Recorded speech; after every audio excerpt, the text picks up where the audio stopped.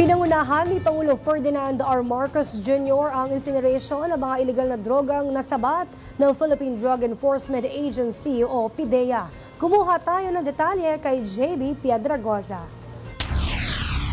Bilyong pisong halaga ng droga ang sinunog sa Clean Leaf International Corporation sa Capas, Tarlac ngayong araw. Pinangunahan ni Pangulong Ferdinand R. Marcos Jr. ang nangyaring incineration sa mga nasabat na iligal na droga. Mababatid na nitong nakaraan ay personal na inspeksyon ng Pangulo ang nasamsam na mga iligal na droga ng PDEA sa kanilang headquarters.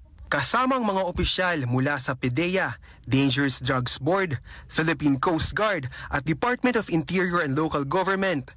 Personal na sinaksihan ni Pangulong Marcos Jr. ang pagsira sa mga nakumpiskang iligal na droga. Kasama na rito ang mga droga na nadiskubre ng mga mangingisda na palutang-lutang sa baybayin ng Luzon. Kailangan tiyakin natin na yung mga nahuhuling drugs ay talagang sinisira at wala nang pag-asa na bumalik pa na maibenta pa, na makuha. Matapos ang incineration, nagsagawa ng confirmatory test ang Philippine Drug Enforcement Agency o PDEA upang masiguro na lahat ng iligal na droga ay nasira na. Ang hakbang na ito ay bahagi ng pinaigting ng kampanya kontra iligal na droga ng administrasyon. Para sa totoong balita sa Bagong Pilipinas, JB Piedragoza, Congress News.